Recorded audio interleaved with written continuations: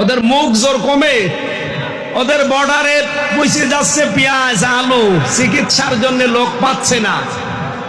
কারণ এখন চীন যে আন্তর্জাতিক মানের হাসপাতালগুলো বানিয়ে দেওয়ার চেষ্টায় আছে, তুরস্ক পাকিস্তান থেকে যে খাবার আসতেছে, ও দাদা এমনি ধুতি পরে আছে, তো ধুতি খুলে নেংটি বেরিয়ে যাবে, তো টের পাচ্ছে না। কয়েকদিন আগে ডক্টর মোহাম্মদ ইউনূসের কাছে হাত জোড় করে নাই, দেখেন না আপনারা ব্যাংককে, যে আপনি হাত জোড়ে এমনি করছেন, অথচ আপনাদের তুলনায় আমরা মাত্র 29 ডবলের 1 ডবল মাত্র। এই নাপাক জাতি আমাদের প্রতিবেশী,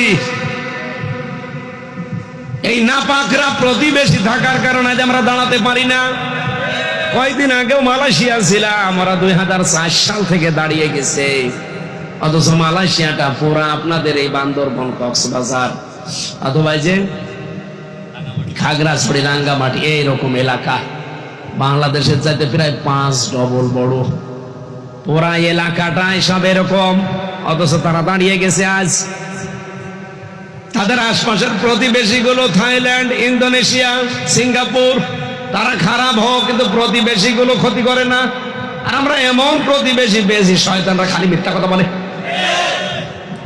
54 বছর আমাদের বিরুদ্ধে মিথ্যা ছড়িয়েছে তামাম দুনিয়ায়, যে আমাদের দেশে নাকি সংখ্যালঘু নির্যাতন হয়, এদের নাকি জঙ্গি ভরে গেছে।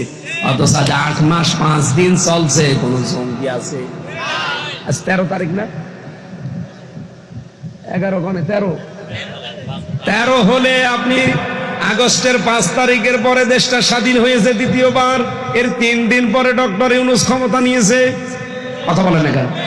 তাহলে ওই দিকে 3 দিন, আর ওদিকে 5 দিন, 8 দিন বাদ দেন, 13-র ভেতরে 5, আর ওদিকে 8 মাস। 8 মাস 5 দিন হয়ে গেল, বাংলাদেশে কোন জঙ্গি আজ পর্যন্ত ধরা পড়েছে শুনেছেন? আমরা জঙ্গি বলে কিছু নেই, ওই 2-1 জন একটু উগ্র আছে। আমি জেলখানায় 3 বছর ছিলাম, কয়েকটা উগ্র পেয়েছিলাম। আল্লাহর এক বান্দার নাম আব্দুল মতিন, ও আছে আল্লাহর দলের সভাপতি সারা বাংলাদেশের। নাম শুনেছেন? আল্লাহর দলের সভাপতি।